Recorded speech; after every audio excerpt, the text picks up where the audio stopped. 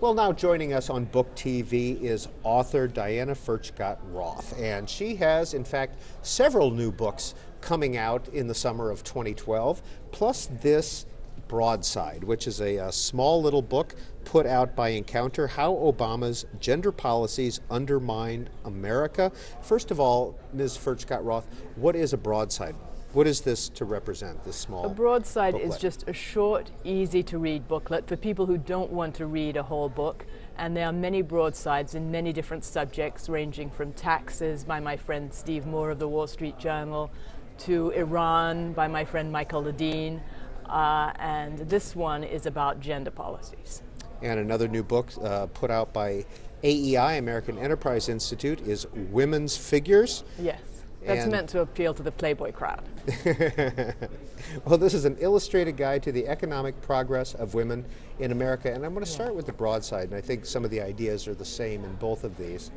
And that is the first paragraph, which is, compared with men, women in 21st century America live 5 years longer, face an unemployment rate that is significantly lower, are awarded a substantially larger share of high school diplomas, BAs and MAs, and face lower rates of incarceration, alcoholism, and drug abuse. In other words, contrary to what feminist lobbyists would have Congress believe, girls and women are doing very well. Exactly, yes, yes. Well, it's very true that women are doing better than men, and they earn about 58% of MAs and BAs, fewer in jail. Their earnings, when compared to men in the same jobs, are about the same. And what we need are economic policies that help everyone. We don't need affirmative action or special programs for women. So when you hear politicians or others say women make on average 77% of what men make, what is your reaction to that? Well, it's not true that women in comparable jobs make 77%. If you look at first-year supermarket cashiers, a man and a woman who are just hired, they make about the same. First-year associates in law firms, they make about the same. But women on average choose to work fewer hours than men, even when they work full-time. Because you know, full-time is anything above 35 hours a week, and women work about 12% fewer hours. About 25% of women work part-time. Many women go in and out of the workforce as they have children, and that on average reduces their average earnings, but it doesn't mean that they're discriminated against. It doesn't mean that if you take two women and two men in the same job, they don't earn the same. They do. What is the Paycheck Fairness Act, and do you think it's necessary? The Paycheck Fairness Act just was up again for a vote in Congress. It failed. It also failed when there was a Democratic House, Senate, and President in Barack Obama's first term. That's because it would require firms to report to the government the women they have on their payroll, the men they have on their payroll, how much they pay both groups. And that's an attempt of the government to try to equalize pay between groups of women and groups of men, rather than, as the law holds right now, men and women in comparable jobs, in the same job. So what they're trying to do is have equal pay for equal worth, not equal pay for equal work, which are two very different things. There's no reason why groups of women and groups of men in the same firm should be paid the same if they have radically different jobs. Look at Exxon, for example, that has a group of men in oil drilling activities. It's a dirty, dangerous job. You could not get me to do it. You have to pay people a lot to risk their lives doing that kind of work. And Exxon also has a group of women in communications, assistant jobs, publications. There's no reason these two groups should be necessarily paid the same. But the Paycheck Fairness Act would be moving towards requiring firms to pay men and women the same, even if they're in very different jobs. That is not paycheck fairness. That's communism. Diana Furchtgott-Roth, your book, Women's Figures, An Illustrated Guide to the Economic Progress of Women in America. Was there a time when women were treated unfairly in the workplace? Oh, there certainly was. There were times in the 1950s and 1960s, you can look at the ads and you can see jobs advertised at one salary for men and another salary for women. And the original feminists are to be congratulated on ending that. As many of your listeners know, there were times when women couldn't even vote. There were times when women, when they got pregnant, were fired from their jobs. And feminists are to be congratulated for having moved the goalposts and having changed all that, having changed the culture in the workplace. But now feminists want to move the goalposts even further and say that there's discrimination if there is no equal outcomes. So there's discrimination if 50% of CEOs are not women. There's even discrimination if 50% of construction workers aren't women. There's discrimination if 50% of members of Congress are not women. And that's just false, because men and women make different choices in the workplace. They make different choices starting in education.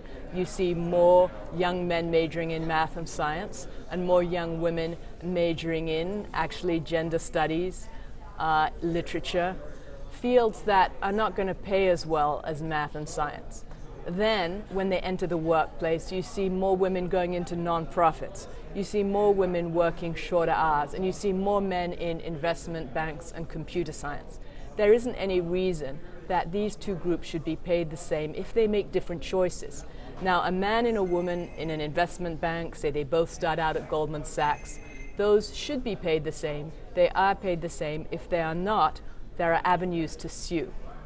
But that's the big difference. What do you think about the White House Council on Women and Girls?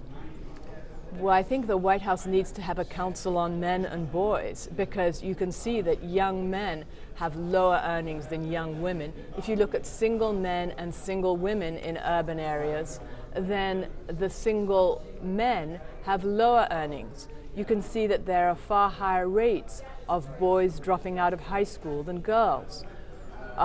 Boys are getting less education now than girls. And so if the White House wants to have a council on women and girls, that's fine, as long as they have one on men and boys too. That, I think, is the big laugh. But you know that the White House is now talking about extending Title IX to math and science. Title IX right now on college campuses applies to sports. And under Title IX, colleges have to have the same number of men and women playing college sports in proportion to their enrollment. So if 55% of their enrollment is women, 55% of the college sports slots have to go to women. They're talking about extending this to science, so that if 55% again of campuses were women, they would have to have 55% of science slots, which the White House can easily do because Title IX applies to all fields of education. This would be disastrous both for women and for America's competitiveness, because it would mean that some young men wouldn't be able to major in science, and some young women might be pressured to major in science when they didn't want to do that. Diana Furchtgott-Roth is a senior fellow with the Manhattan Institute, a contributing editor at realclearmarkets.com, columnist for the Washington Examiner. She served as chief of staff of George W. Bush's Council of Economic Advisors 2001 to 2002, and served as chief economist at the Labor Department from 2003 to 2005. Are you supportive of Title IX when it comes in the world of sports? We just celebrated the anniversary, I think the 40th anniversary or something. Well, when the courts were discussing Title IX, one of the methods that colleges could comply with Title IX was having as many, just fulfilling the desires of the different groups. In other words, if they were acceding to the request of women playing sports, then that was fine. But the way that now courts are interpreting it is that it has to be proportional. So I'm not supportive of Title IX as regards the proportionality. It's become a quota system. The fact is that there are more young men that want to play college sports than young women. There have been articles in the New York Times about how these colleges are playing games with the numbers. So a woman can be on two teams, for example, and it counts as two people. Or a young woman can sign up to play hockey when she first enters as a freshman, and then she decides she's tired of it, so she can drop out and still be officially listed on the team. The problem is that young men are losing valuable athletic scholarships because they can't get on the teams, because colleges are having to cut back on men's teams, because there aren't enough women who want to play college sports. And that's a tragedy, because the real problem in our society right now is not the advancement of women,